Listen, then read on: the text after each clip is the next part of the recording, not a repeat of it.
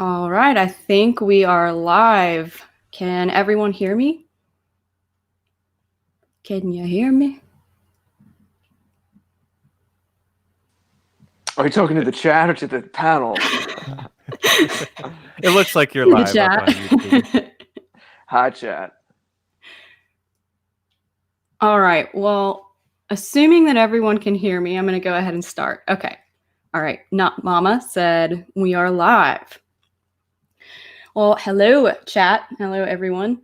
Welcome to the WAC panel party. And this is Hyra speaking, if you couldn't guess. And I've really been thinking about this topic a lot, so it's definitely an honor to host this tonight. I have some really amazing guests on the panel this evening, and so I think I'm going to start off by introducing them. First off, we have Jeff Winston of the White Art Collective, founder and director. Hello, Jeff. Hi there, and thank you so much for hosting this, Hirith. I think this is a very interesting topic, something that will be good for us to delve into, and I look forward also to doing more panel parties like this in the future. I'm excited for this. Me too. Next, we have Lord Wolfshield. Hello, friends. Pack member. Resident Grug Brain. Yes. And we have Jared George of the Great Order. Hello. Yeah, we've done some panels on other streams, and it's always fun to do these parties where we just speculate on a subject, and it's definitely an interesting topic to me too. So thank you so much for having me. Yeah, of course. I'm excited to open up some dialogue about this. So I guess I'd like to start off by discussing the difference between art and propaganda. So I'll start with me personally. When I say propaganda, I'm more referring to something that's kind of created with a specific audience in mind from start to finish. So like good propaganda makes the audience feel something in some way, and it isn't necessarily bad. It's just created with questions in the artist's mind of like, how will this be perceived by others, or how will this make them feel? And that's always in the back of their mind when they're creating this piece, whether it's music, video, or visual art or whatever. But and so when I think of art or pure art, I think of the opposite end of this spectrum. And if we're not talking about like technical skills and things like that, and more of like the artist's intent, or I guess where they are when they're creating it, I kind of think that pure art is more of an intuitive and expressive thing. And then it's created because the artist has to create, and they like just don't have any other, like they just have to do it. It's something that they don't even really have a choice of. It's like they just have to express this, whatever it is. And so when the artist creates just pure art, I feel like he's not really thinking about how it's going to be perceived by others at all. And it's kind of just a free-flowing thing, or it can be. And I see that as kind of the pure expression of, the soul, or biospirit, or whatever you would like to call it. So that's what I think personally some of the differences are. And there is overlap here. And obviously there's like an art to propaganda in and of itself. So this is basically all a matter of perspective, but I would really love to get everyone else's takes on this. So I'm going to start with Jared. What do you think are some differences? Great topic, and I tend to be more of an intuitive kind of artist, like you were just describing. But even being kind of made up that way, I was thinking about this, and I really do think we have to put a few different parameters on it, because this is a slippery topic, and really I thought I had a handle on this, and then when I made some notes and reflections before coming on, I realized that it really is a matter of perspective. And that, of course, does not mean at all that conversations like this aren't useful or serve a purpose and can help people, because they absolutely can, especially given the context of why we all do what we do and we know what's going on in the world.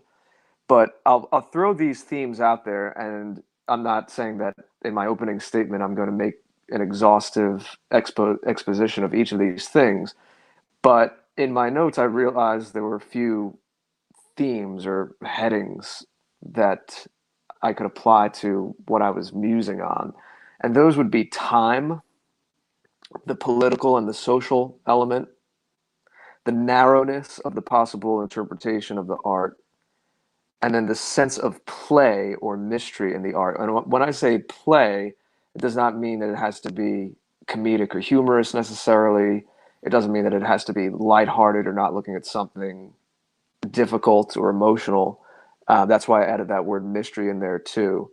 So again, those are the headings, and I'll get into a little of what I mean now, and I'm sure we'll kind of meander as the conversation goes on.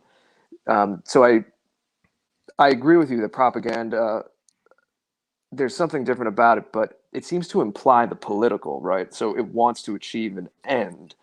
There might be something revolutionary about it. It wants some kind of social action or some choice to be made from the resulting of the people, whoever ingests, the audience ingesting that art, that piece of art or propaganda. They would call it art, right? So it definitely has a political cause. But the question, and this is where it kind of ties into the time element, the first thing I mentioned, is that in the day and age we're living in, what isn't political? Because we live, most Western countries, certainly where we're all speaking from, are multicultural, multiracial, and in the case of American empire, essentially. And so we're living in a day and age where everything is charged with something that's political. So anything that you see, there's a point of view that's being implied, and even in our circles, and I'm big on this, and this is something I might expand on later, is as I continue, because I haven't really even, been up as an artist in this. I'm more of a communicator right now. I do write some poetry, but that side of me hasn't even really fully formed in my public life as this is a great order.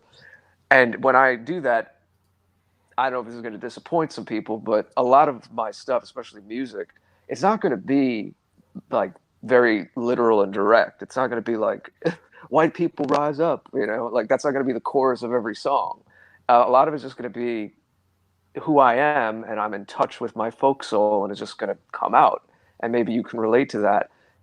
Even if artists like us are doing something that's purely an expression of the biospirit, as you said, and was coined by my friend Jason Kuna, that's still, in the context we live in the day and age that we live in, it has an aim. It wants to, in our case, maybe wake up slumbering white people and have them awaken to their own heritage and their own folk soul more.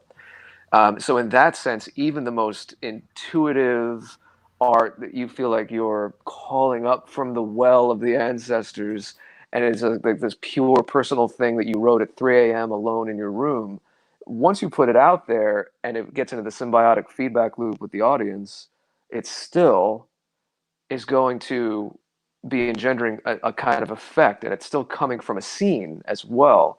Like, and no one here and no one listening who's part of this whole milieu, like we all know the context of this scene that we're in too. And even if it spreads to normies, even if it spreads out, it's still the ground zero of it is this scene, and we have a perspective.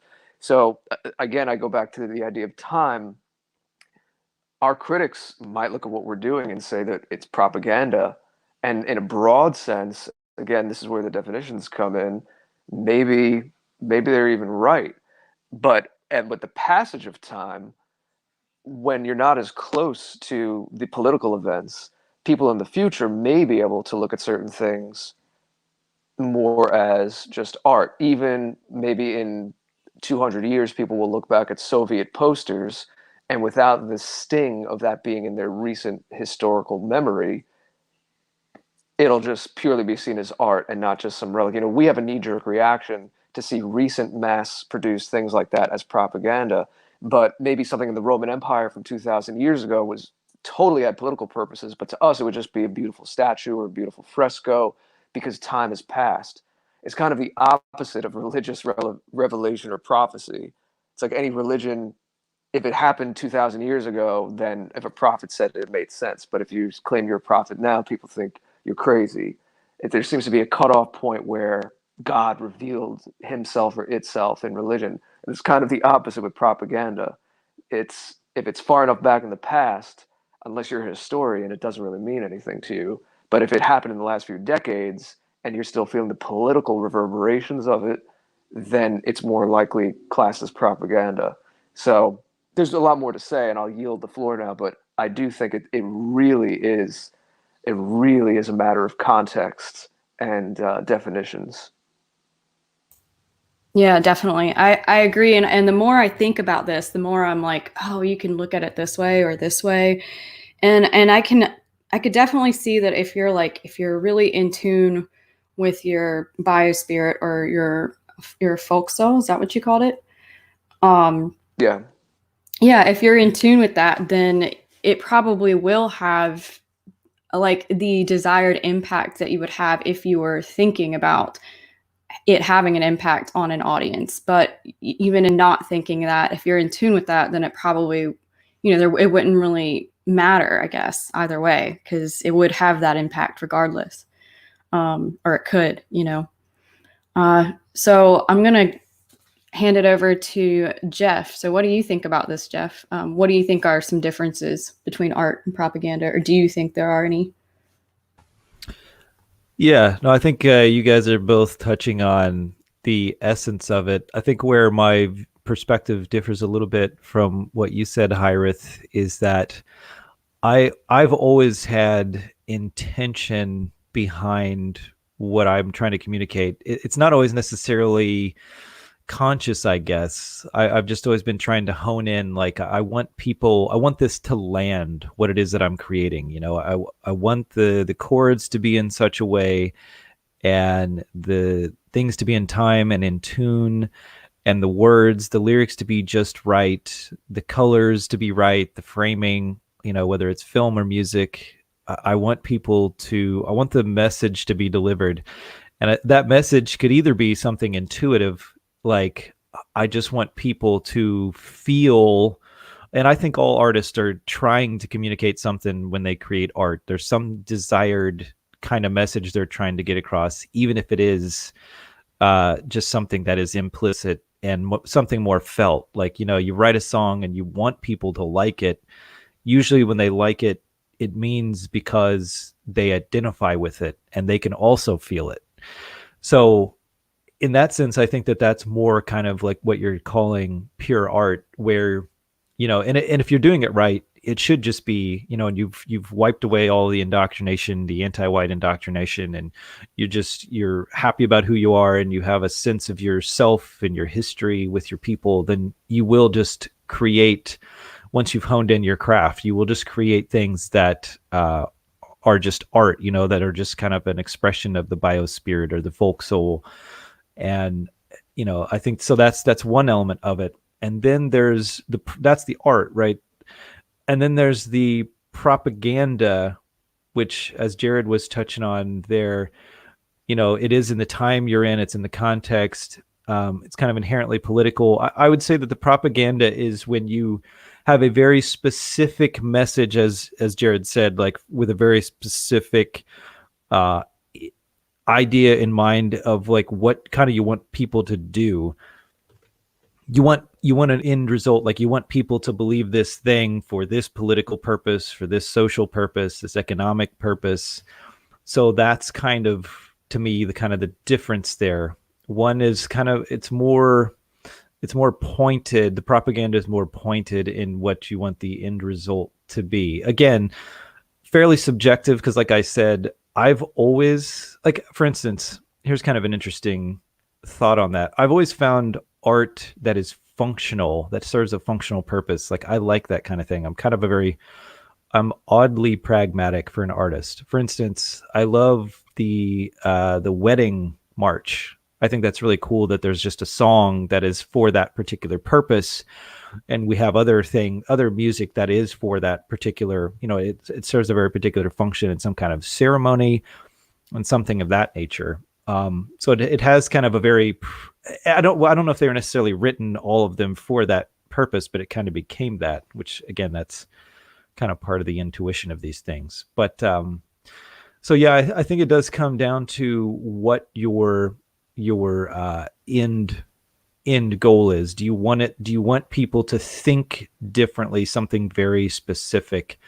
And to Jared's point about time and the moment we live in, we're kind of put in this situation, and this is what I found, and I think we'll get into this more. I won't go too far into it, but as far as the context of our current moment, I used to make art that was much more just intuitive. Like I want people to feel this. I always kind of was crafting it based on I did, think consciously about it, but I'm also good about just like the editing is conscious, and then but the creation is intuitive. Like let it flow and then kind of edit it, Again, you got to be careful with that too, because a lot of people really like kind of the raw elements. You don't want to cut the best parts of it away. That's easy to accidentally do.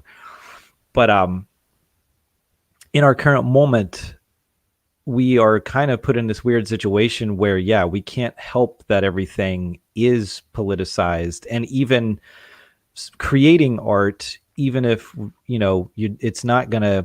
Which, by the way, Jared, I'm going to take that chorus, "White People Rise Up." I'm going to write that song. No, but you can go right ahead. No, but so we're kind of put in a weird situation where even just making intuitive art, that is what Hyrus would call pure art, even making that is a very political statement. So we're kind of unintentionally in a situation where everything we do is perceived as propaganda. And I even see this in the Twitter, like any just calling this the White Art Collective, that's propaganda. Like it's not trying to be a statement. It's just just like a categorization basically, but it's like putting up a flag, but it's seen as propaganda. And of course, everything we do is going to be seen as some form of propaganda. And I think it's on us to keep a balance of those two things, but we can get into that kind of stuff more as we discuss. I yield my time. Excellent. Yeah, I mean, I think those are all really important points. I mean, personally, I think I agree with the fact that the end point is kind of the main thing, but I guess, you could end up unintentionally creating propaganda, but I guess then it wouldn't really be propaganda because it's not intentional. So yeah, I mean, there's so many different ways you can look at it. So Lord Wolfshield, what do you think about all this? What do you think? Is there a difference, or what are the differences if you think there are? Oh boy, he had me go last after all these great monologues. Thank you for that. Sorry. All right. Well, so I guess I would, it's kind of very difficult to separate, art and propaganda, but I guess the way I would separate it is art is descriptive and propaganda is subscriptive. A descriptive work of art is meant to elicit an emotion of some kind, whether it be like, happy, sad, or whatever. And a subscriptive art would be to elicit an action. And that's kind of how I would separate the two. Although, and I was thinking about art mostly in terms of like film.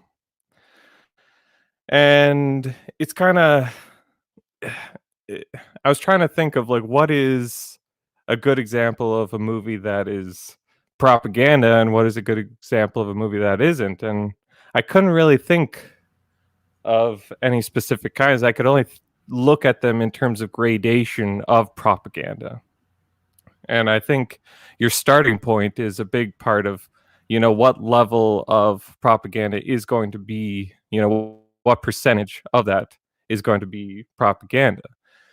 And I think that, you know, like I was thinking about Lord of the Rings, and I'm just like, oh, there's a movie without any propaganda, but then I started thinking, oh, well, there's a lot of like themes of anti-industrialization in it. I think that was something that was very important to J.R. Tolkien, and that was something kind of more prescriptive rather than descriptive, or the corrupting power, the corrupting influence of power. And but I think that there's like a sort of an event horizon of when propaganda starts becoming too much, and then it like ruins it.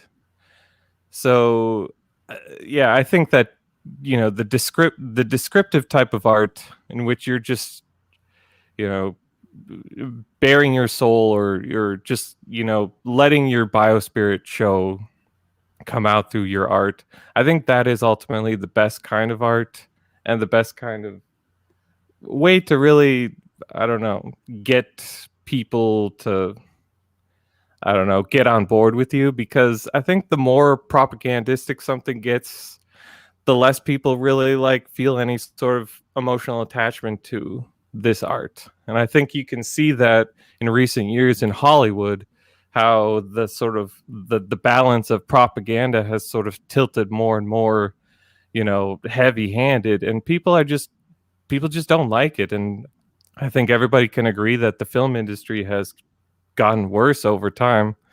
Even normies just don't like feel any emotional attachment to modern filmmaking, because it doesn't connect with real people, so to speak. Yeah, I mean, well, there's so much anti-white propaganda now that it's in Hollywood. I mean, there has been for quite a while, but they've gotten so bold with it lately. It's just like so in your face. And I think like that's kind of, to me, that's what determines or differentiates good propaganda from bad propaganda. Is like bad propaganda, it's too in your face, because nobody wants to be told what they should and shouldn't think, you know what I mean? Or at least most people don't. Like, they don't want to be told that.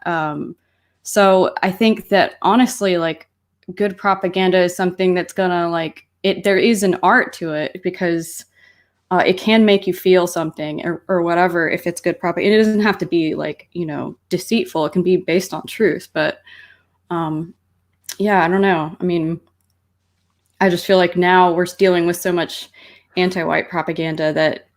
Okay, so just think to all your favorite art that you've loved, like that really has like a deep connection that sort of stayed with you over time. Has any of it really just been like propaganda, or has it been like this manifestation of a spirit that you understand and you vibe with?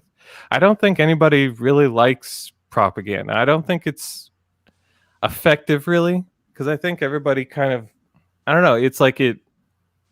Have you seen Schindler's List? Yeah. Too many times. Yeah, but I'm not necessarily sure I would count Schindler's List as propaganda, if I'm going to be honest. I like the remake. The what? Wait, what? The remake? What are you talking about? Meaning that there were many before it and many after. Okay. You know what I mean? Yep. Yeah. Yeah, I guess what I'm trying to get is I'm kind of against propaganda, because I think it's kind of pointless, and I don't think it does really anything besides preach to the choir or self-gratify the artist.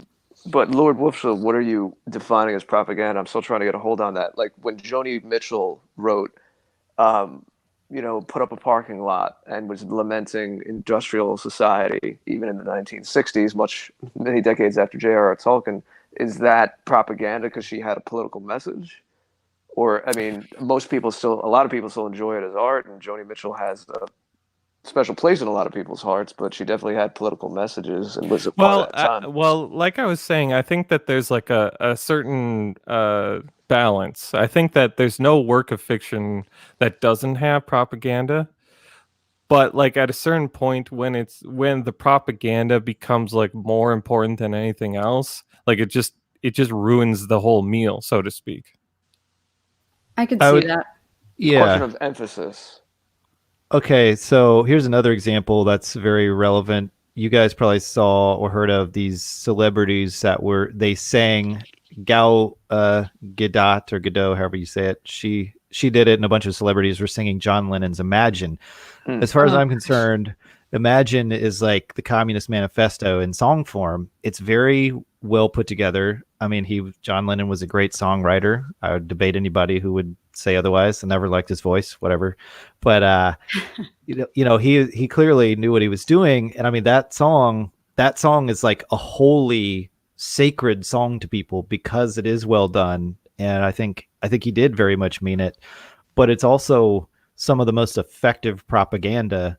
I mean, we are fighting against that notion, and people were saying when these celebrities put this out there here the other day, like the irony and the level of disconnection of them putting this song out there when it is the lack of borders and governments doing the appropriate thing, which is leading to this current situation getting so out of control. But yeah, I mean, just to the point, like that's the perfect example of propaganda. To me, I think it's just how good are you at propaganda. Personally, like I like propaganda. I've always been fascinated by it, and it's really the level of effectiveness just depends on how good you are. How good is the artistic part of it? And I would say that in the past, like Hollywood there's a ton of really, really effective propaganda that convinced most of us of a particular point of view for decades. And we're just now kind of having to wash that away. For Knowles, what's the one about the guilt? Like, he says, your movies don't thrill me like they used to do. Like you kind of have to. I'd say we were all thrilled by that, and a lot of it was really strong propaganda. But I think they've just lost their touch, basically, at propaganda because they've been powerful for too long, and they don't even think they need to be that artful anymore. Well, maybe we should say this: in an age of mass communication, any piece of art that gets put out there, um, it's going to have a life of its own to some degree because it's reimagined by other people, especially by other artistic types. Any artist kind of sees anything that comes across their field of awareness or experience as possible fodder for their own inspiration and creation. Um, Anyone who's creative listening, I'm sure you know what I mean. But even the general audience, or just the ways something becomes a meme, we kind of see in social media the idea of memes and ideas spreading around. Sometimes I think there can even be unintentional propaganda. Or a piece of art is maybe it was the expression of a personal expression from the artist, but it's just that the time is right, the mood is right. We also can't forget industries promote this stuff and show you certain artists and not others. Jeff, I know we've spoken about that, and you talk about how criticism and critics, as much as they get a bad rap sometimes, are part of an ecosystem. There has to be critique and discussion to validate or have other people think about this piece of art, music, film, whatever it is. But let's stick on that idea of once you put it out there, it has a life of its own and you can't control it. And so sometimes a piece of art de facto becomes a piece of propaganda. And you could debate whether or not Imagine is something like that. But because obviously John Lennon already had a very high status, it was his solo career post Beatles, so he's one of the most famous people in the world. He obviously felt that way, so it wasn't just like some random guy in his basement and it somehow becomes a YouTube sensation and has 100 million views. right. Um, but even so, I mean, there are things like that that happen. It's just the right thing at the right time. It seems to capture something going on in the zeitgeist, and it takes on a life of its own, whether intentional or not. Trying to get a handle on this idea of what propaganda, because the more we're talking, I'm realizing, if we define propaganda too broadly, it just becomes perspective, and everything has a perspective. Um, and we have to remember that even the whole idea of the pure, I want to write this song from the depths of my soul at 3 a.m. alone. Well, here's the thing. If you never share that song, that's just a personal catharsis for you. That's a personal thing. Art has to have an audience. Once you introduce it to an audience, it takes on that life of its own. It gets into this cycle, this tumble with other minds and hearts. So that that is a whole other thing. So I don't think we can only judge art by the intention of the artist, because if you write a poem and don't show it to anyone, that's just your own personal psychological emotional catharsis. Yeah, There's that's true. there's an art to it, but it's not really art until it completes that loop of starting to have feedback with other people and be ingested psychically by other people. So everything has to have a perspective. I was reading a few articles on propaganda earlier today, anticipating being here tonight. And what was funny is all of it was imbued with the modern soup that we're all swimming in, which is it was trying, all these articles were saying that propaganda, unlike real art has, universal undertones that we can experience our humanity in. And we all grew up in this, but all of us here now, people like us, we're questioning, well, sure, there are very general things that tie human beings together, but there are general things that tie all of the mammal life together, all life together, period. We obviously have a perspective that says, look, there is a boundary, a meaningful boundary with ethnicity, with peoplehood, and all of that.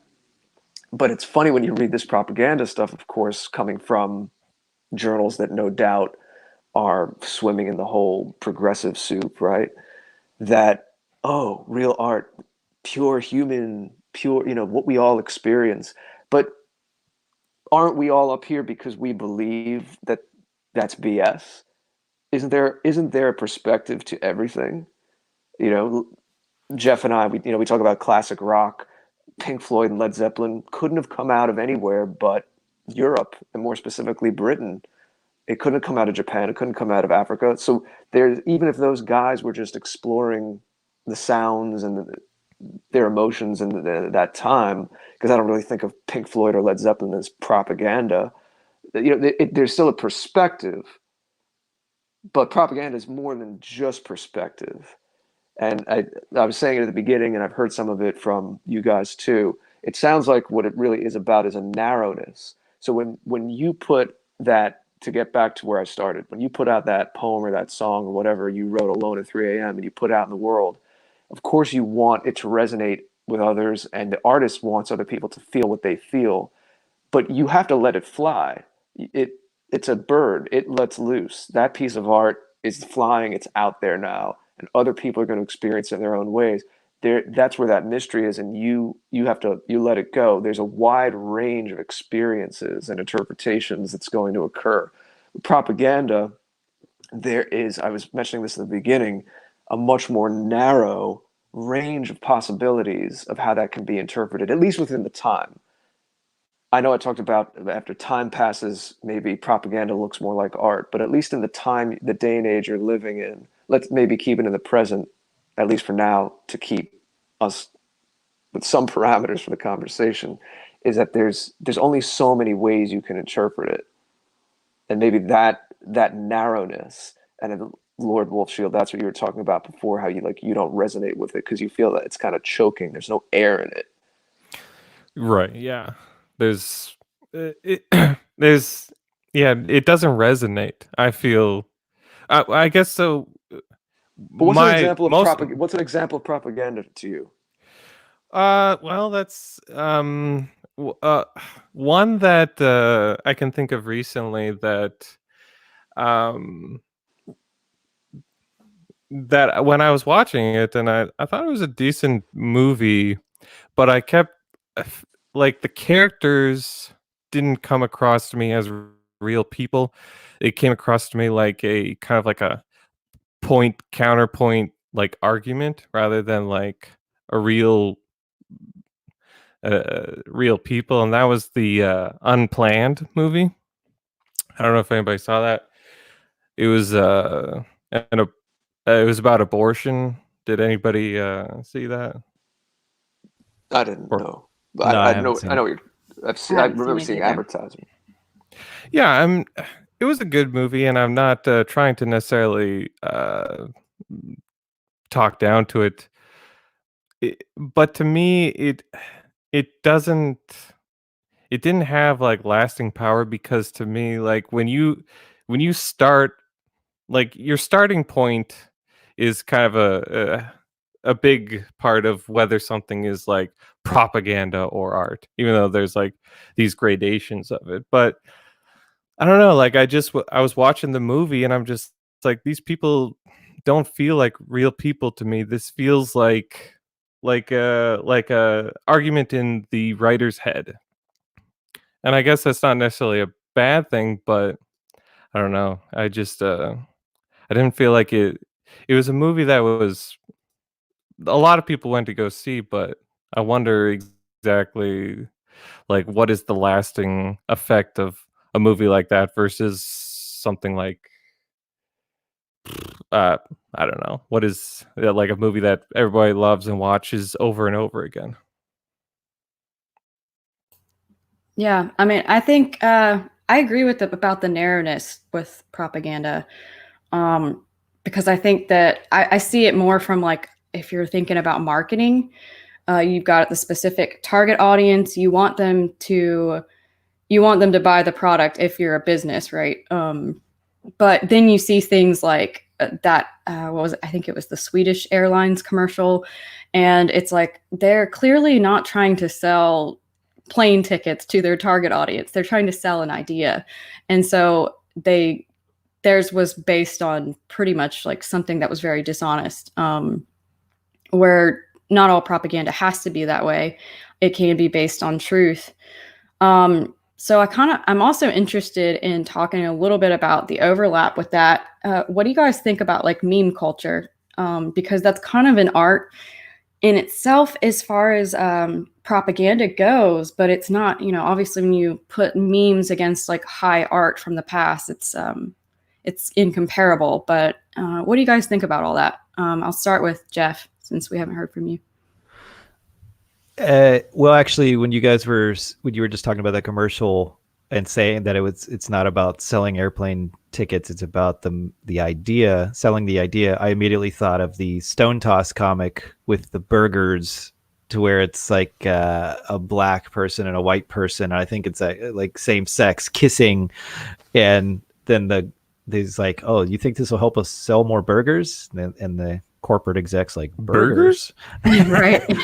So yeah, like, but that is, that capturing of that moment, basically, I mean, to me, like, Stone Toss is kind of like the cartoon strip meme capturer in a way, the meme whisperer. That's probably one of the most well known that he's done. But I definitely think that they are largely propaganda, I would say. Memes are there specifically to try to trigger you to think something about a certain idea, to get you to question a certain idea that you've maybe had. I'm trying to think of another one. The one where there's a bunch of these variations, but there's the one where like the brain goes from like, a little bit of activity to the second, third, fourth level. And, people put various like different things in there.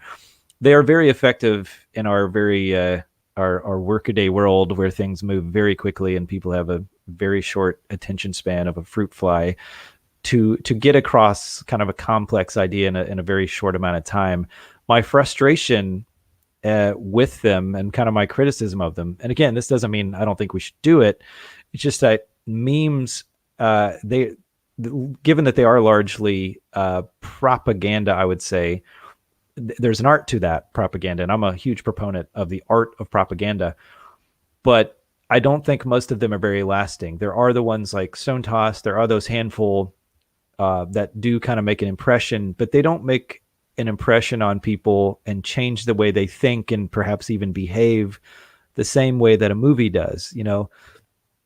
They can't reaffirm your identity or your biospirit the way a song or a beautiful sculpture or painting or these things that, they're kind of, the level of impression they leave on someone is about equal to the amount of time and energy that are put into them. You know, you copy and paste a funny little pixelated thing into, and almost anybody can do this in like literally like 5 seconds.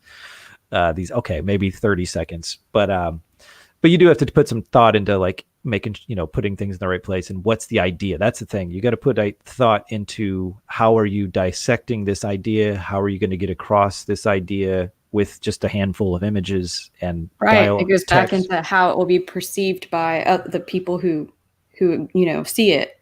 Right. And to the other thing, it usually has a fairly narrow scope, right? You're not usually trying to evoke some like deep connection or emotion. Sometimes people kind of try to do that if it's like a statue or work of art from but then again, that's kind of cheating, right? Because you're taking the work that someone did that was that long form, I think what I was calling it at some point. Like it's a long form art piece to where, it's something that takes a lot more craft and time to sit down and create. And I think those things are going to have a much longer and deeper impact on culture. But at the same time, I think memes are good, and they're good for what they do. We need both, and we need more of what we're trying to do with WAC. I think I'm biased, but we need more of the long form stuff. We need more music, we need more books, we need more comics, we need more paintings, we need films. We definitely need films. I know Lord Wolfshield's on board with that. We need those things that really, and again, they don't have to be, and we can kind of get into this more. I think that I think just the way I think now, and maybe it's just my natural way, like, I think that propaganda, you can really layer a really well-made piece of art with propaganda. And I don't think there's anything wrong with that. People have to think something. So we want them to think the best possible thing, and if you do it well, and point taken on Lord Wolfshield talking about unplanned. I mean, that's just bad writing, really, that his dialogue comes off as like him just having I'm assuming gender here, that whoever wrote it, like they just had kind of a shallow bullet pointed conversation that they translated into the dialogue between characters. That's just someone who's not good at writing dialogue and creating characters. Someone who is better at it could create that same piece with that same message and get that idea across in a way that could be more lasting with people. I guess my point was that like the propaganda became like the most important part of it. And I think that ultimately when you focus too much on the propaganda, it is like the death of creativity. I could see it that way too. I kind of feel like propaganda, it's more of like trying to get everybody on the same page with a certain idea. And I think art can be more open to interpretation. Art might not have as big of an impact right away, whereas a lot of propaganda, it's like it'll get more views, more attention right away, but it might not have that lasting impact necessarily that that's kind art of would. Right, and that's kind of my point, is that propaganda doesn't last. I don't know, people their favorite things are usually not propaganda. I don't know anybody whose like favorite song is Imagine, It's not mine. Dude, you need to get video out. Was terrible. I gotta you say. need to get out more. Are you kidding me, dude? I think that people who agree with that message amplify it. I used to really like that song. I mean, a lot of people used. I mean, Yeah, it's a good song. I don't even though it's funny, I'm a writer. I'm so taken by music that I can hear like those haunting piano chords and the reverb on them. And when I was a kid, I wasn't really contemplating what he could be leading at with the lyrics. It's just the whole production of it, the whole thing. That's exactly with me also. And I think that like, say if John Lennon had just like written those lyrics but not put like, I don't know, they had not like concentrated on like the creativity of like the music, then I don't think people would like, care. Oh, sure. Yeah. So yeah, I agree. Well, here, okay, we were talking about narrowness before. So, and again, I'm not assuming this is the same of every human being on Earth, because we're breaking that whole thing, right? Ricardo Duchesne talks a lot about consciousness in our people, um, multidimensionality. So Jeff was talking about memes, and I love memes, and they're playing a great role in our whole thing right now.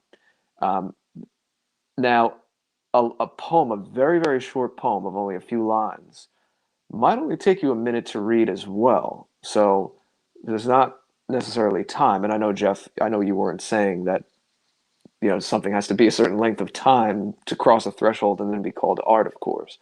But there are some things that are very, very short form, but the dimensionality of them is such, there's such complexity that the simplicity is hiding, where you can return to it at different points in your life and get different things from it.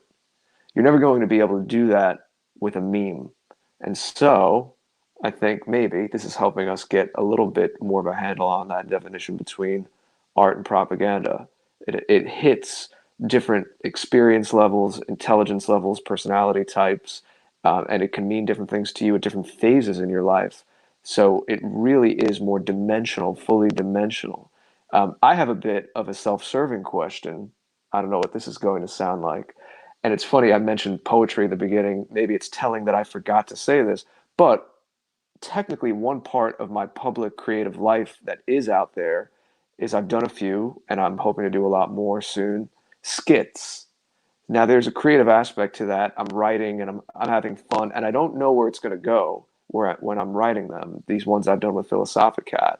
Um, and I guess if any of you who haven't seen them, just let me know. I don't know who's seen them and who hasn't, and how much we can discuss it. I'm not saying we have to have a long discussion about it, I but think I'm we've all wondering, seen it. is it just Is it just propaganda? I don't think they're art. I wouldn't say they're art. There's an art to it where hopefully we're performing it well enough to pull it off, and it's paced the right way, and there's some jokes. But I want to get a message across. Like I want to take down, when I'm doing that, I want to take down the messages of the regime that we all despise and are hurting our people. Right. And I want to do it in a humorous way and get through to people, maybe even get through to some people who aren't quite on our page yet, because we all know humor can kind of fly under the radar, kind of show the hypocrisies, but also not do it in a low-hanging fruit way. This isn't just drawing a stereotypical image of a non-white person and putting it in a meme. I'm not making fun of stereotypes and stuff. I'm not saying, there's stereotypes exist for a reason, not throwing stereotypes out the window, but I'm saying trying to do it with a certain clever element. So there's intention, but I don't quite know where I'm going to go when I'm writing it either. I am playing. I'm having fun. I'm seeing where it takes me. And like Jeff said, you throw certain things out, you edit it, you sculpt it down to what it needs to be, and then you put it out there. So there's kind of things that it occupy an in-between zone. Again, I think it'd be a little lofty to call those art, but is it purely propaganda? I mean, if I someone think said, there's "Hey, an, that's propaganda," I wouldn't be offended. I mean, No, I oh, sorry, go oh, ahead, Lord Wolfshield. sorry. No, you're fine. So so those little skits that you did, like I found that like usually the parts that resonated most with people were like the humor, like the line. There was a line where she's talking about, do you have like fear of wolves or whatever?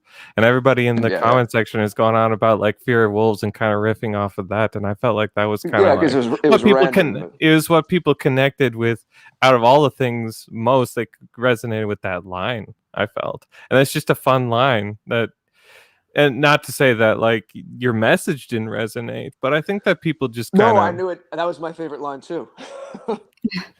right. I love those skits, by the way. So, props to you and Thank you. Philosophicat. Y'all did an excellent job with those. If personally, I think they would lean more towards propaganda because it is pushing a message, but there is like we've discussed, there is an overlap there, and there's an art to that in and of itself. So if we're not just talking about the art that it takes to create good propaganda, and we're just talking about these things about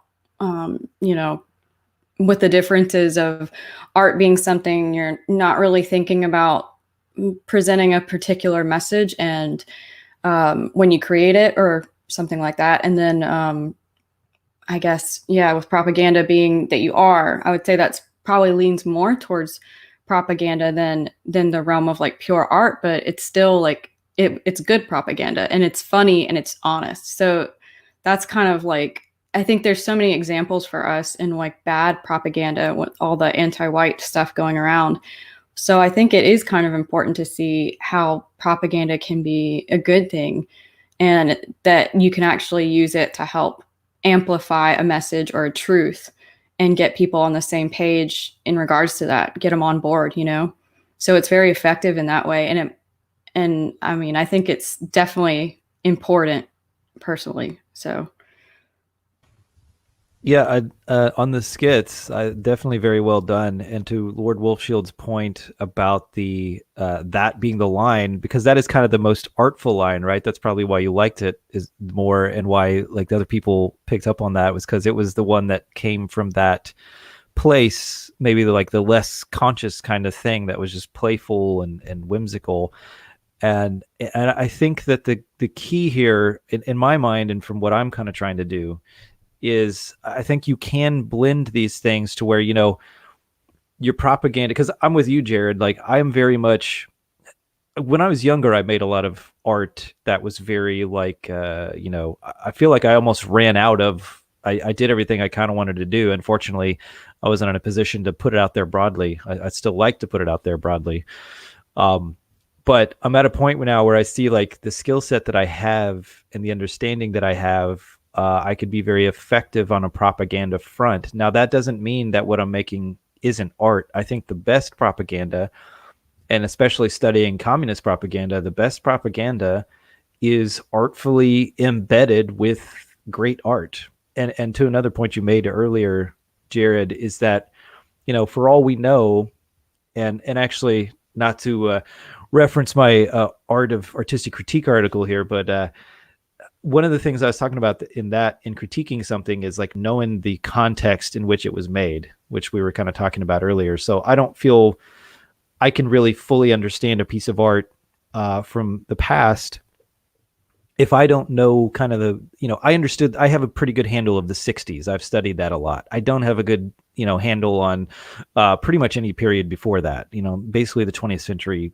pretty much, but before the 60s even. So I think that that's important. For all we know, these things that we think of as great works of art, like you said, might have been hardcore propaganda pieces. It'd be really hard to say for sure, because that falls away over time, and it's all you're left with is the art part of it, because that political paradigm or whatever is long past. Those people are all passed away, so all that's left is that work of art. So basically, just what I'm ultimately saying there is, I think from my perspective, because what they're doing, even though like Lord Wolfshield, you're saying that, you know, a lot of people don't like Hollywood anymore, their propaganda is still affecting a lot of people, especially kids. So that's the thing that I think about the most, is that we do need, again, we can, I think having restraint in the level of propaganda we put into things is important.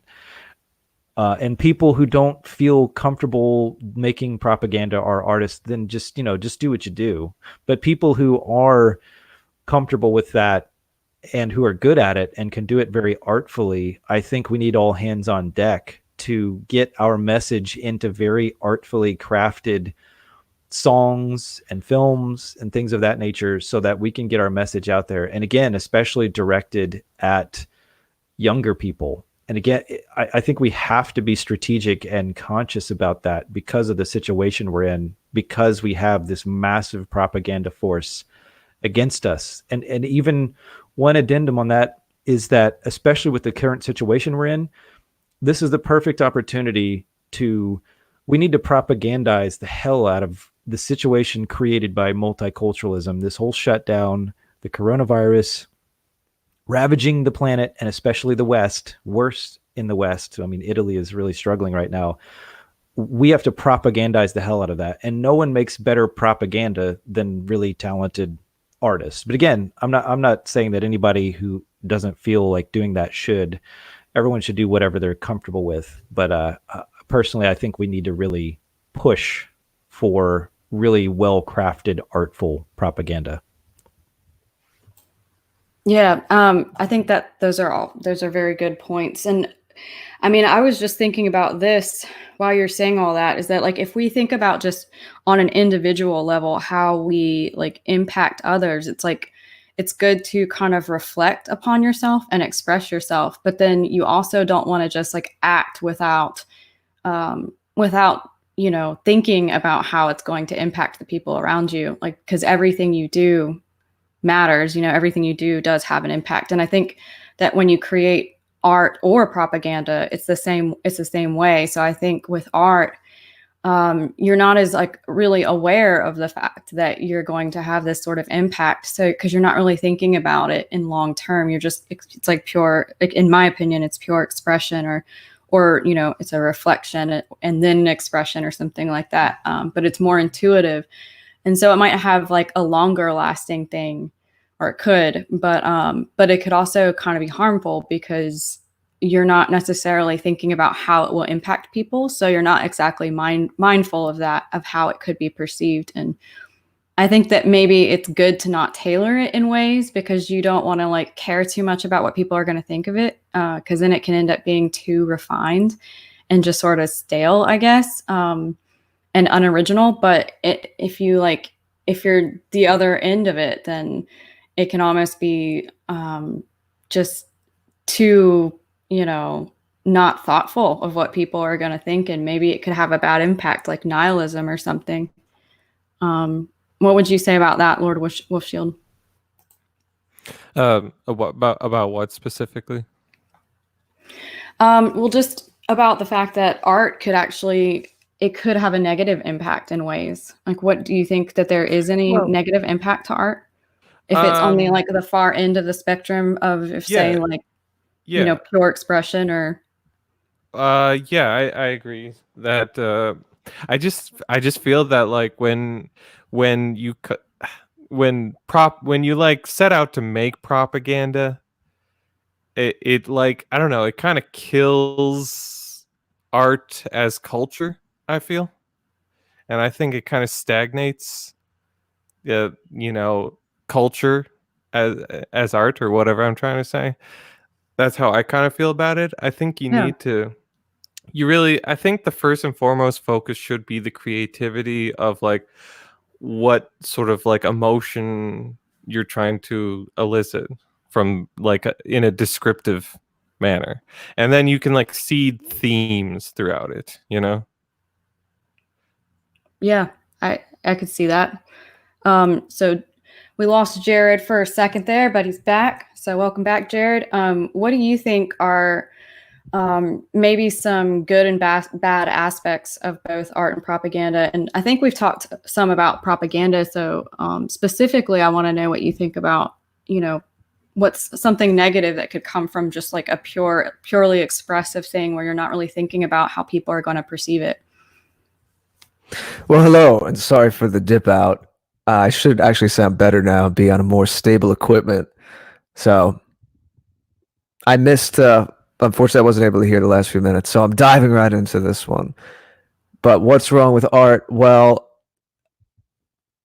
time specific again. This is more an outgrowth of the day and age that we live in. But I was alluding to it before, that solipsistic sharing of a psychosis. Some things are meant to be worked out privately. And we live in a time where everything is democratized and everyone thinks they have a voice, and everyone thinks everything is equal and we should equally pay attention to everything. And that's how you get people working out their psychoses publicly. And the idea that these things are legitimate and just as legitimate as other expressions of art that took years of toil and more emotional complexity. But even if you say that's subjective, definitely more of a marriage of form and content. of that emotional or spiritual complexity with a form, and not everything and everyone has to be an absolute virtuoso at something, but enough so that there is a technique where the technique is good enough that it hides itself. There's an art in and of itself to that, and that in and of itself can have a kind of mystical element to it. But the dedication, the craft, the tradition that something might be a part of, even if it's a riff on that tradition, all of those things are lost in terms of what's now called art. And again, I'm answering, this is the first thing that's popping into my head, and it's admittedly tied to our modern perceptions. This kind of everything that I'm saying now, if we were speaking a couple of 100 years ago, wouldn't be able to quite say that. Maybe in that case, it would be more that, when patrons are using artists to further their aims, but then we pretty quickly get back into the whole, well, what's propaganda discussion as well, because again, we like to have this romantic idea of the artist against the world and existing in a vacuum, but we do have to keep reminding ourselves that art comes out of a certain subculture. It's funded by certain individuals. It's promoted by certain individuals.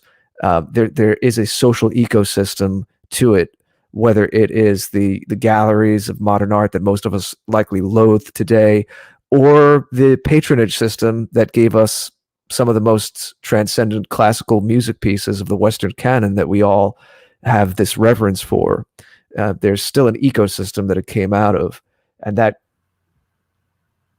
you have to have the material resources to do it. But like anything, it can be corrupted. But I would say I'll keep it on what's relevant for our day and age. It's that solipsism and that psychosis and that worshiping of the fragmented individual that I think can confuse a lot of people and can keep a lot of people in the dark with all the things that we're trying to fight against.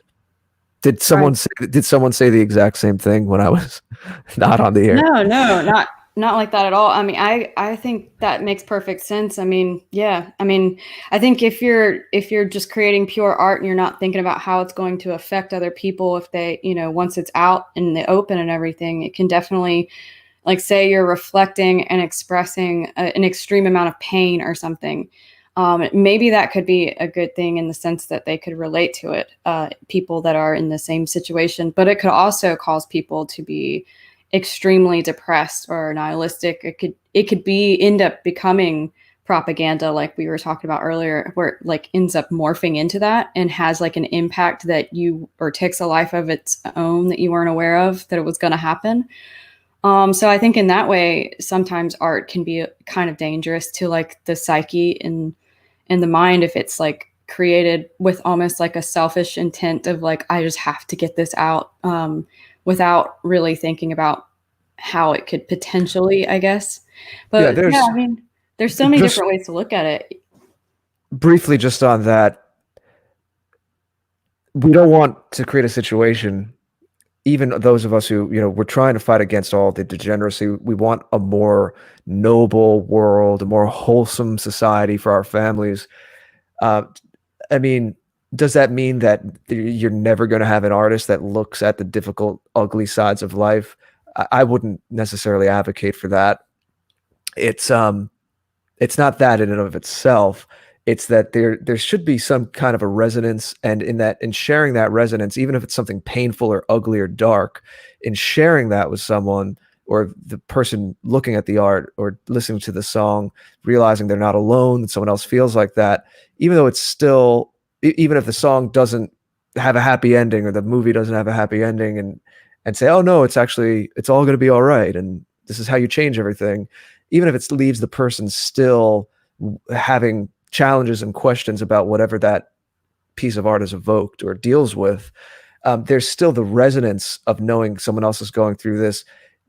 Makes you more human, or makes you more Hugh. Again, I know it's a little tough because it's more relatable.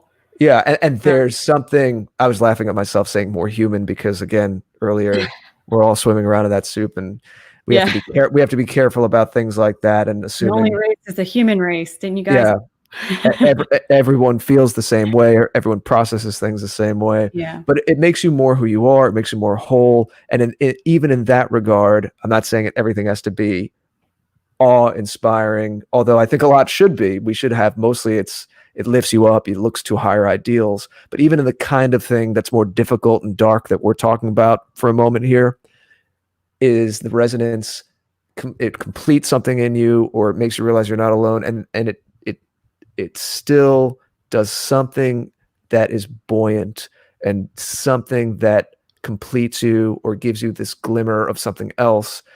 It gives you a lift. It gives you an emotional charge. I'm not sure that could be said of someone that goes to a gallery and just sees a woman with her legs spread, menstruating her blood onto a canvas. That is true.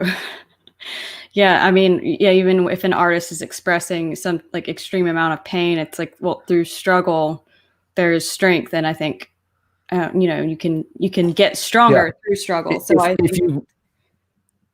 Oh, go on. Sorry, I was just saying, if you go to some YouTube songs, some famous songs that are very dark, you'll still see people in the comments saying, "This helped me through a dark time in my life." Right. I might not be here if it weren't for this song, but you were saying. Yeah, no, that's basically, yeah, exactly. That sometimes it takes like struggle to find your strength, I guess if peace is occurring for too long, then you can almost just forget what it's like to feel that struggle. It's like not exercising a certain muscle or something. So maybe it's good sometimes to express that sort of pain or struggle, and we can all get on the same page with that, or relate to it, and then realize that it'll only like make us stronger if we can just get through it, sort of thing. Jeff, what do you think about all that? What do you think about the opposite extremes and some like bad aspects of each? I feel like that kid in class that's like raising his hand like me. No, I was really excited, but no. I was excited by what you guys were talking about. You both were touching on pieces that have been kind of like vague to me, and something I've been kind of wanting to capture that I haven't quite been able to capture. And I think maybe I can verbalize it right now. So for one thing, we were talking about the responsibility, right? And I've always thought that I've always felt a really strong responsibility in the idea of when you put something out to the masses. If you are a person who is lucky enough to get to communicate something out to large numbers of people, if you are able, and right now we are on the internet, we can, we've been able to communicate to thousands of people. That's a thing, and there's a responsibility there. And I think the more people you're able to reach with your platform, the more responsibility you have. But I think there is a responsibility in thinking about, in art or whatever your message might be, that you do have a responsibility to think about how that message is going to affect people. I think that's really important. Maybe that doesn't necessarily have to be thought about by the artists themselves, but the apparatus, the ecosystem, as Jared was talking about, is something that we do need to think about. Because I think art has a responsibility to the community to be moralizing. Personally, like I think it should ultimately, kind of like what I'm always saying, like more pro us than anti them. What I kind of mean by that is like moralizing. It's not about, we're not just reacting to things. There's an internal energy that is just about us living our lives and creating culture, almost as if we weren't constantly under attack, as we know we all are. But I think that that's just an important point, is that responsibility. And speaking of that, because you guys were kind of talking about it, and we kind of were discussing this, I think, in some private groups recently, about like 90s grunge, like I think a lot of us really, and you could even say the same thing maybe about some of the 60s stuff too, but definitely the 90s. A lot of us grew up on that music. I'm a huge fan of Tool. Their stuff is very dark. Radiohead, obviously Nirvana. There's some really dark stuff there, and a lot of people identified with it because I think it was capturing the zeitgeist. But at the same time, as Jared was talking about earlier, you get that symbiotic feedback loop, which then amplifies that sentiment, right? So then it becomes like, you create a monster in a way. It's like, I think that the artistic community and the ecosystem, the apparatus, has a responsibility, honestly, to look at that. And people from high levels, if you had a proper apparatus in your society, you would be like, why is everyone so depressed? Why are great artists, I mean, of course, there's always going to be artists there's a darkness there and things. But there's something wrong. Like, artists are a bellwether in society, like the kind of the canary in the coal mine. Why have artists for the past 30, 40, 50 years now, again, artists are always a little bit living on the edge, but why are people so desperate? Why are people killing themselves? Probably because society is not well. And I think you have to have, you need that overarching artistic institution. And it wouldn't just be, the White Art Collective. In my future vision of the society, it would be, you'd have many different organizations that created that ecosystem that would take those things into consideration and think about that kind of thing. Think about the impact that things have. And this goes to another point, Jared, you were making about curation. In what I've been doing, we've been working with like 70, 80 different artists, musicians, visual artists, animators of different types. And I get put in a situation, like, not everything can be put forward all the time. I have to decide what really is most representative of the European biosphere. What stuff is best representative of what we're trying to do? What stuff is seemingly most inspired that's going to, we have to put our best foot forward, especially at this level, to get people interested in what we're doing. Because we don't want to come off as the unplanned movie, and I'm not knocking it. I haven't seen it, but I know what Lord Wolfshield is talking about, and I have no doubt that it is stiff, I'm sure. I've seen the trailer, I think. But so yeah, that's just my point. We do need to think about these things, because there has to be some level of curation, and I think that artists do have a responsibility to society at large to not just shoegaze, but to inspire. On the point of like the unplanned movie, and obviously I agree with anti-abortion sentiments, but like, for me, a better example, one that I think, in my opinion, was more effective in pushing that specific message was Twilight. There's some very interesting pro-life messages, particularly at the end in like one of the last movies. But it's like wrapped in this like package of like emotionality that like women really like got on board. And I think women and people in general just got up more on board with Twilight because it wasn't really necessarily pushing an agenda. And I think that was ultimately more effective than unplanned. But that's just how I see it.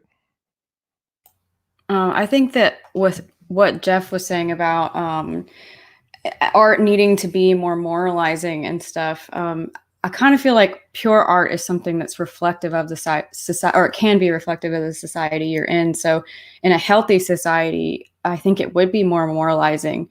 But I think also that could be a good way for us to utilize both art and propaganda, is by trying to create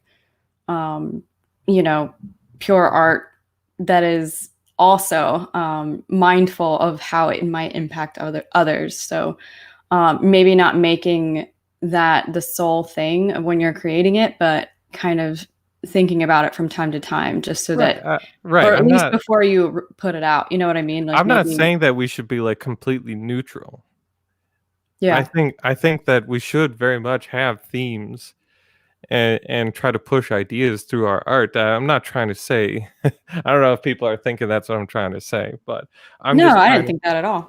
Actually, I'm just trying to say that we should make something that people will like first, and then put the themes in. Right. I mean, I think about from like my own perspective of creating music and stuff. And like with the first album I was writing, I was like worried that it was going to be too dark or something like that. But then I was like, well, you know what? Maybe people can relate to it. Maybe that one person that needs to hear it and relate to it will find it, or it'll find them, and that'll just make it all worthwhile as far as putting it out. But I was actually like kind of afraid to release that at first for that reason. But it was after the fact. So when I was creating it, I wasn't really thinking about that at all. So I think that pure art can be kind of more reflective and expressive in that way, and you're not really necessarily thinking about how it's going to impact everyone. But I don't know. I mean, I guess it should be moralizing. I agree. In a healthy society, I think it would be. But I think it needs to be relatable too, and honest. I think honesty is a big factor here. So I think that this will go into like the last question I have, which we've kind of already touched on, is how do you guys think we can utilize both art and propaganda in a way that's going to benefit us? And we've kind of touched on this a lot, but I'll start with you, Jared. Do you have any thoughts on this? Well, I briefly want to inject something regarding what you were speaking about for the last several minutes, and maybe this will plant the seed for another stream, second part of this. And I mean, there's a lot kind of swirling around in my head right now about what was being said about moralizing art, because, you know, on the one hand, I certainly wouldn't want some centralized force telling people directing what can be made, even if it's in a more subtle way. But I do very much believe that artists are a bellwether, as Jeff said, and if all this dark stuff is coming out, that needs to be looked at. But that we're kind of presupposing, and it's natural we would do so, a mega populated industrial society. Because I'm sitting here thinking to myself, would little communities in the Bavarian Alps, you know, would they produce like their folk version of like 90s nihilist of brands? You know, they wouldn't, because that's a tight-knit community. And then we can get it. This touches on all kinds of things the virus are making people think about the system that we're attached to, and maybe things need to be more regional. Ties into everything that we talk about with the folk and connecting to like minds and people who are related to you and knowing the people around you. You know, we're assuming this mass technological society. I'm not saying that that's all going away. It's obviously not, barring unforeseen circumstances. Who knows? But the idea that you wouldn't really get that kind of degenerate stuff or that nihilistic stuff in the like wholesome little communities. What do you get? You just get folk songs and community dances and all this wholesome stuff. So on the one hand, you say, well, that's great. But then you also say, well, you know, there is that Faustian exploration, and would that satiate us forever? Obviously, no. You know, you have the wide expanses of classical music, but that again, you know, that grew up in cities with patronage, and so there's a lot there that I think we can maybe touch on with community in the future. I do think that there is a responsibility of artists to think about these things, but there's some fine lines, and I guess I'll leave it at that so we don't get too much into it. But I think that there's a seed there of a future conversation. In terms of what we could do now, I think that we've laid out some parameters about art and propaganda in this conversation, and I don't want to just go and rehash those. I think that, and most of us who are a part of this, I think, know this intuitively already, is we are, more and more of us are internalizing the messages. And there are certain things that are just givens now where we don't really have to justify it or explain it anymore. And of course, there will be new people coming in, but there might be we might be getting to a point in this thing soon where there's enough of a critical mass where the newcomer will kind of come in and they'll be a little lost at first, but they'll have to just pick it up by osmosis and the people that it resonates with, it's going to resonate with. Just like when I'm sure, silly example, but soap operas ran for years, right? And I'm sure there are women who would tune in. There had to be like a first episode they tuned into, and there's characters and storylines that they don't know what's going on, but eventually you watch a few and you just kind of get the hang of it. And a similar mechanism will happen with culturally with people. We have to keep in mind too, we're talking all of this. There's a whole dimension of personality types as well. There's still going to be people out there that need to watch the 5-hour YouTube debates and talk about Nietzsche and Heidegger and all that stuff. We're, of course, talking a little more specifically about those who are maybe a little more intuitive or attached to the cultural sphere. Not that it's a one or the other thing, but even though I can be a bit philosophical myself, I'm actually not like a lot of these guys you see up who get up and talk about Heidegger and Nietzsche. I'm not as well read and all that stuff. It's interesting, but it's just not in my wheelhouse to pick stuff apart in that way. Everyone has different minds, different strengths. So in the cultural sphere, the fact that we've internalized all the messages, we've internalized the point of view, the talking points, the worldview, the friend-enemy distinction, things like that, is we have to play. We have to have fun with it. And obviously people are doing that with memes, but to Jeff's point, with the longer form stuff, we have to see that where there could and should be a blend between art and propaganda. There will be certain things that are purely art, and we definitely need that. But they're in between. There's kind of like a ladder, as obviously talking about tonight. There's no direct border where, as much as we like borders here, where art ends and propaganda begins. Right. So the sense of play and the sense of synthesizing the two and not having to think about, well, is this art or is this propaganda? I'm sure that's just going to happen naturally. It's not like there's some directive that goes out that we send to all the people in this and say, think about it this way. These conversations like this are just touch points and explorations, and then sharing it out. By the way, I'll definitely download this video when it's done, and I'll put it on the afterparty.tv, because Jason and I, when we do outside appearances, that shows up on our website too. So this will live there, and I'll share it around, and we'll see how far we could get it. But yeah, these are touch points for people to think about, and maybe it'll have resonance with some people over the next couple of years. But yeah, I don't have much more to say other than what's been said tonight, and just I think a lot of the effective stuff socially, especially outreaching people who aren't quite thinking like us yet or tiptoeing around this, is to blur the lines between the art and the propaganda. We've talked about some examples of that tonight. So yeah. my contribution to that, I guess, would be the skits. Yeah, I love those. Those are awesome. We want to hear your music too whenever you're ready for that. Yes, Jared. Yeah, we must hear this music soon. Yeah. When the time is right, yes. If I can throw something together and throw, I'm not a very bad singer, but still, I threw a couple songs together. So if I can do it, you can do it, Jared. All right.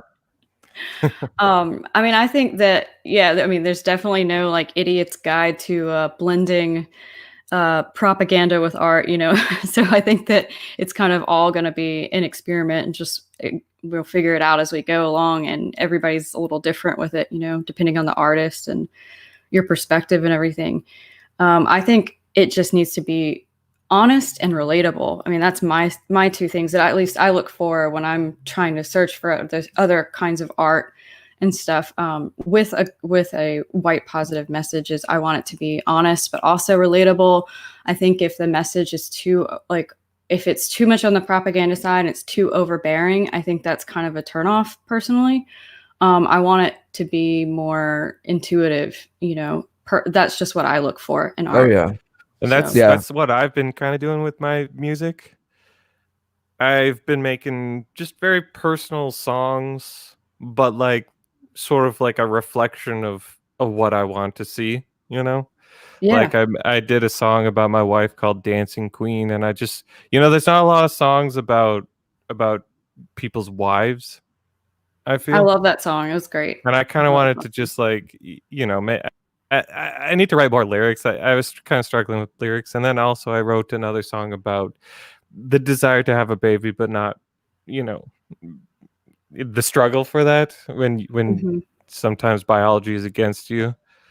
And that is also sort of a reflection of, what I want to see in the world, more babies. But I did it in a very sort of personal way. Yeah. I think honesty is very important in both art, pure art and propaganda. I mean, if we're separating the two.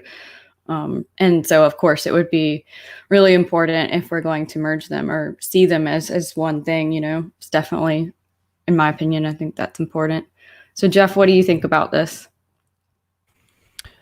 I forget what I was going to say. No, I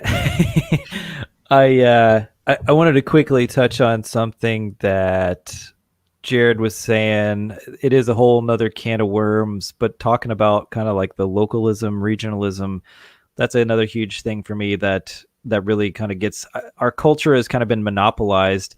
And he was saying that people, in like a small Bavarian village, people would be focused on their own culture. But what I found, at least in America, is that I go home deep in the heart of the Midwest, and people have been thoroughly trained to look for their cultural cues from on high. It's like our culture has been monopolized in the minds of people, the way that our federal government's been hugely consolidated and centralized, and our economy and all of these things have been globalized. And I think that that's going to be a process. We have to like re-legitimize localized culture. Maybe it doesn't have it definitely won't have the production budget, but it's more rich. I think I'm a big fan of the idea that the richest culture is your local culture. Like it's the culture that you are steeped in every day. And, you can zoom out to your regional, state, nationality, and then even more broadly to your identity as a person of European descent or a white person. But ultimately, like that, the most interesting diversity that we have amongst our different groups of people within the Eurosphere is that local culture. People who have their twang goes this way rather than that way, and they eat this rather than that, and their values are slightly skewed in a certain way. But anyway, that's a huge discussion that we can have some other time, and I would love to discuss that. It's important. Another quick thing is like internalizing, like Jared said. I think that's important because, people who are newer to the movement and newer to these ideas, I think it takes a little bit of time. I'm sure it's different for everybody. I feel like I've fully internalized all of these ideas now. So I don't watch a lot of streams and things anymore because I already know those things. I don't really need that anymore. And when people have first come to this, they're very thirsty for people saying and affirming what they need to hear. Not just affirming, but also kind of just, like telling them all this new stuff and it's fresh. I mean, it's literally almost like being born again in a religious way. And that's why I love what Jason does with his Going Free stream. Because, I mean, and I know he gets accused of it being a cult or whatever, but I mean, it is almost a spiritual experience because you're literally coming into yourself again. You have to unlearn everything you've learned. Yeah, from the day you were born, So I mean, it literally changes your entire worldview, and it completely alters your life. It could very well change the people who are in your life and your relationships. So, but it's yeah, like losing yourself and then finding yourself again in a new way, I guess. Yeah, sort of, It is. Yeah. And I think we're wrapping up here from what I can tell. So I think my kind of final thought on it is that, I mean, of course they're different. Art and propaganda are different. Are we wrapping up? Am I good? Should I go with this? Oh yeah. Okay. Where am I? Okay. Who are you guys? Okay. Yeah. No, there's definitely there's definitely overlap. They're two different things, for sure. And I think that we've honed in on, and again, there's still some level of subjectivity to it, but I think we've done a good job of kind of like honing in on what kind of the major difference is, despite that large section of kind of grayish overlap, I personally, and I encourage, of course, as the director of the White Art Collective, I encourage everybody to do what they're comfortable with. I personally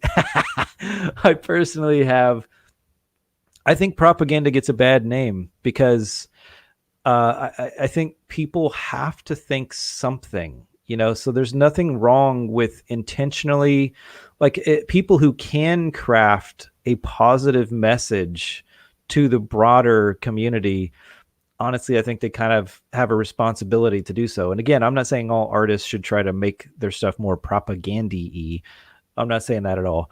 But to the people out there who are into the idea of propaganda and who are up for making it and who can do it very artfully, I would encourage them to do that, because we need people who make propaganda. Like it is a thing. Jeff, will you make a white propaganda collective? I might. We'll have call it the White Propaganda Ministry. Might be more apropos. There you I don't go. think either of those would be very popular, to be honest. No. Ineffective propaganda. It's gonna go over great on Twitter. Actually, we decided to call it the Groiper Art Collective. What's a Groiper? I thought that you had internalized everything. No one knows what a Groiper is. It's like a mutated frog. It's a mutated frog. It's a slightly chubbier frog, from what I can tell. I don't know. Yeah, maybe not a good choice that it sounds so much like groper. I always thought, like Groiper by the, you know what I mean. Anyway, sorry, I completely derailed. Wait, what are we talking about? Wait, what were we talking about? Oh, yes. Well, professionals here, everybody. Hey, wait, one quick thing. Actually, I'm not a fan of the idea of necessarily having, because that was a thing, right? The Ministry of Propaganda and all this. I'm not a fan of that. That's not, just so we're clear here, it kind of sounded like some kind of authoritarian. One other quick point to something Jared said. When I was kind of talking about there has to be some level of curation. You can't make everything, so there has to be a way of deciding what's going to get the 5 million, 10 million huge budget, right? So there has to be some way of deciding that. I would never encourage a society where people couldn't still freely do whatever they wanted, but you do have to have some kind of mechanism. And we do have that now.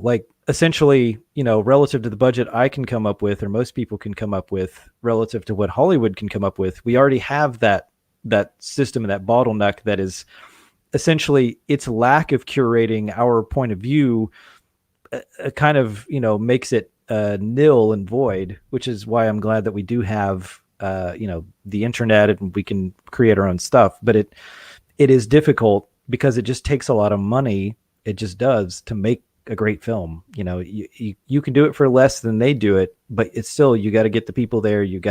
People got to fly, people got to eat, etc., etc. People need time to practice. That's another thing. You got to have table reads.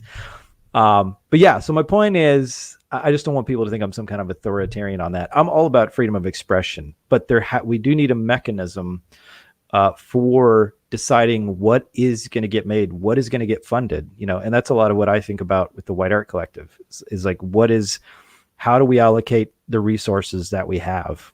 Do you ever get rap? Do you ever get people submitting rap? It's a great question. Actually, someone just recently reached out to me. Yeah, no, a guy just did send me something that was like a rap parody. And again, I don't know if he might hear this. Seems like a nice guy. I listened to it and I'm just like, I just can't bring myself to play it. I mean, rap, no one has an obligation to. Right. But I mean, but then again, I'm representative of an organization, right? And there are people who would argue that this is actually a debate we've been having recently. Some people are very anti-rap, feel that it is not a representation of the European biospirit. Some people feel that it can be.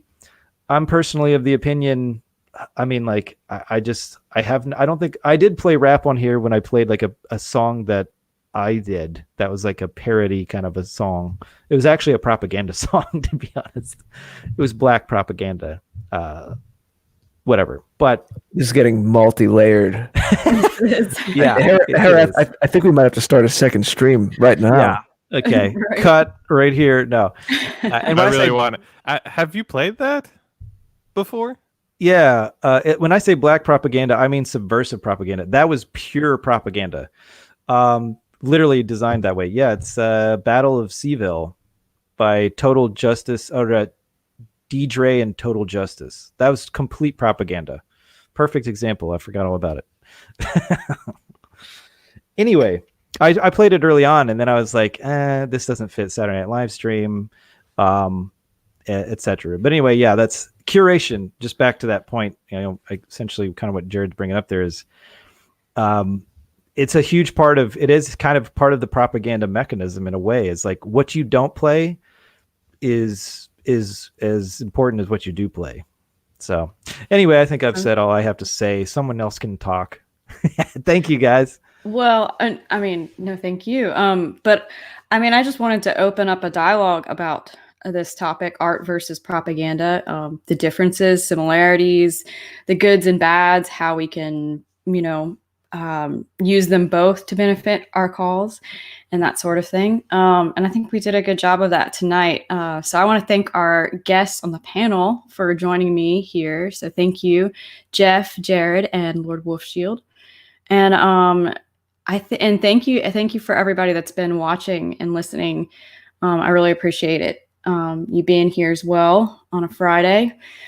And so I think I would like to close this out by just having everybody plugging in anything that they want to say, any last minute things, where people can find you, that sort of thing. So we'll start with Jared. Well, most of my handles are The Great Order. Some of you may know that was my original YouTube channel, but it was a victim of the infamous Vox adpocalypse back in June. Major F. Yeah. It's all right. We came back stronger. Exactly. So my site is thegreatorder.com. Videos and other things that I do pass through there. It's kind of a catalog of everything I do and ways to get in contact as well. I should mention on this theme, and I have a bunch of stuff to add. I need to regularly add to it, especially in these trying times. I do have to say, Twitter is a mess right now. I mean, I understand the virus thing is weird. No one knows what's going on. But all this negativity, guys, I do like to remind people, for every negative, dark thing you share, and I know we have to be aware of what's going on in the world, share at least 5 positive, uplifting things. It's definitely in the spirit of what we were talking about tonight too. Mm-hmm. But what I was about to say is, there's a page on my site called Beautiful Things where I play curator a little bit, and mostly visual art. I put up contemporary artists. Obviously, if I put up old artists, it would be an infinite scroll page where it's just the history of Western art. But the idea is contemporary artists who are doing something that takes skill, it has a beautiful aesthetic, and pretty much contains, to me, an essence of our biospirit, of our Euro folk soul and the different ethnic expressions. Doesn't mean the artist is conscious of that. They're not necessarily people I know. It's just things I like. So that's an example of some of the extra things I put on my site. That's the Beautiful Things page. My poetry is there as well. Some of you may know that I do a lot with my friend Jason Kuna of No White Guilt, and we have the after party and related live streams, and so much has come out of that we have a site for that too now. That's the afterparty.tv. But the fact that I was on this tonight, I have an outside appearance section on both those sites. So this is going to go on my greatorder.com site, and this will also be on the afterparty.tv site. But please do check out both of those. There's a little bit of overlap, but you'll get an idea from both of those of my world and what I do, and the people that we interact with. On the site Jason and I do, I'll just briefly say, we have something called White Wellbeing Community Videos, and we put up other people's work. And there's a lot of overlap with White Art Collective and everyone here tonight. So there's kind of a symbiosis with us, White Art Collective, of course, Tony with White People's Quarterly too.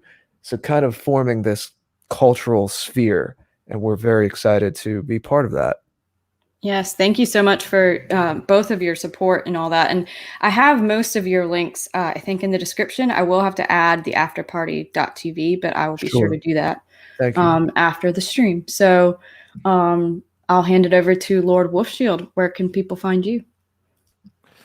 Oh, you can find me bopping around on internet.com, talking shit and hating on gingers. Terrible. Terrible. Except for Jared George. Jared George is the one good one. that made tonight very, very awkward. Did you see how fast he unmuted for that, Lord Wolfshield? Yeah. No, I'm just kidding. But I guess my closing statement is that art is very much a sort of free market type situation where you really like it's got to be good to really like land in the hearts of the people. And you can spend, like, studios will spend hundreds of millions of dollars on like advertising or whatever, and then a movie will make $1 billion, but like that doesn't necessarily mean that it's something that people really love and internalize and watch over and over the years and show their kids and whatnot.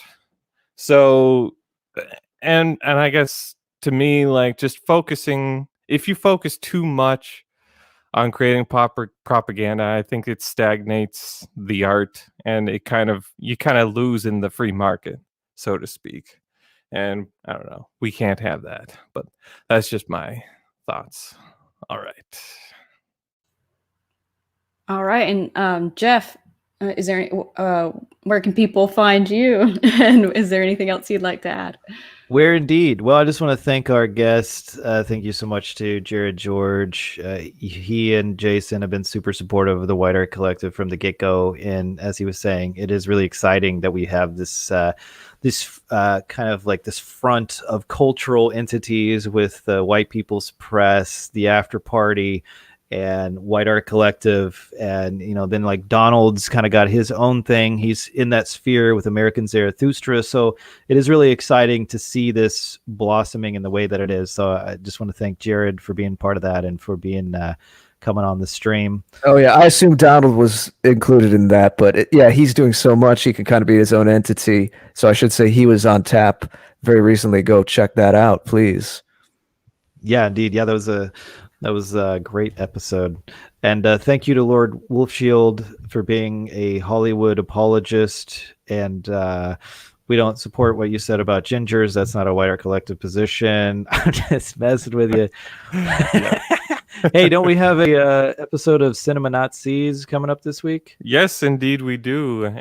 And we have a very special guest of honor I'm pretty excited about. We're going to have Mark Brahman on. And that should be this Wednesday, March 25th. I believe we're going to be discussing the movie Sideways. Mark is the one picking it. I think he's kind of undecided, but I think that's what he's leading towards. But yes, pretty excited for that.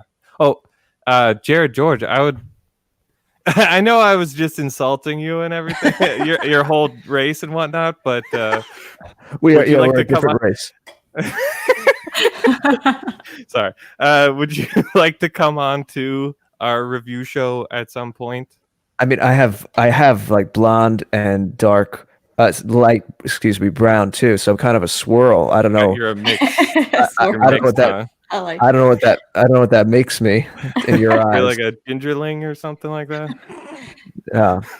I'm a little bit of everything, according to gingerling. Is that even a thing? I don't know. It's like a Michelin. I don't know. Makes him American. I don't know. I'd like to take a poll in the audio from the chat if the.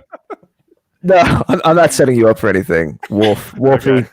It's if they like the serious, intense discussion about art versus propaganda that took up most of the show, or the derailment of the last 20 minutes and just the side jokes and the confusion. I think there's a charm. There's something to be said for both. People do like the, hey, this is the human element and that is what people want in art, right? Yeah, sure. I'm not. You know what? I why not? But I have to say, I'm not. I'm not really. That's a muscle I haven't exercised much, like film review.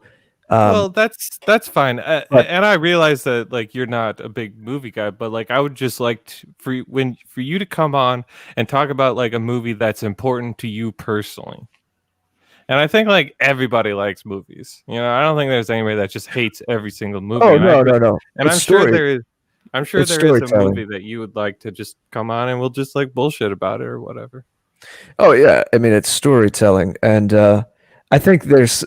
I said this to Frody too, because he invited me on very generously on a stream when they did the big show on the finale of Game of Thrones, and I was like, oh man, I don't think I'm your guy for that, but I think it would be funny to have me on a movie review or TV review show at some point because I'm so not that guy that maybe it would be like a train wreck, or I'd fumble into like one interesting insight that no one else had because it's not in my wheelhouse. Yeah, I don't know, exactly. but That's no, exactly sure. what I was thinking. These are always fun. Obviously, like all of us, I'm a child of this era, and I've seen I'm not anti-movie. I just always seem to not where my time usually goes for whatever reason. But yeah, it's storytelling, and of course, there's movies I love. But the one thing with me is most of the movies that had an impact on me at this point, I've watched like 10 years ago or more. That's the thing is it's been such a small consumption of media in the last 5 years, especially that I feel like if I say I like X movie, well, do I still like it now with everything I know and how I've grown? Well, I think that would be an interesting discussion in and of itself. Yeah. I loved 8.5 by Fellini. It blew me away. Oh, when I saw it I've never seen a that one. while ago. Like, could be interesting to do something like that. Yeah, that'd be a great idea. Or a more modern Fellini-esque film is The Great Beauty. I've been telling people about that. It's the character is not our guy, and I'm sure people in our circles could say he's degenerate in certain ways, but it is an interesting film, and the way that Rome is shot, the cinematography alone, it's gorgeous. It's visually gorgeous. Yeah, that sounds we'll great. set it up. All right, excellent. Sounds good. And also, you can catch Cinema Nazis on the White Art Collective D Live. I highly encourage everybody to go ahead and get a D Live account set up and go start following folks over there. There's lots of interesting stuff going on. Those of us who've been deplatformed from YouTube. Also, we're on BitChute and our website, whiteartcollective.com. Go to the store, buy some stuff. We'd appreciate it. That's all I got. Oh, and Wolf, right. I'll have music within the next 10 years or sooner. I'll keep you to that. You have exactly till 2030 to get that done. The suspense is killing me. I can't wait in the next 10 years to hear that. So thank you to all of our guests this evening. I really appreciate you joining me. And so there's going to be a Saturday night live stream tomorrow night on the White Art Collective D Live channel at 9 p.m. And that's every Saturday. And then this Sunday, I'm actually going to be joining Nolis, who hosts a show on White Art Collective D Live channel. And it's called Conversations with the Wind. And it's a poetry cast. And that is at 8 p.m. And that'll be on Sunday. So join us for those. And thank you all for coming and showing up tonight. And I hope I hope we gave you some good food for thought on the discussion topic. So, all right, until next time, I hope you guys have a great weekend. And thank you. Bye, everyone. Bye.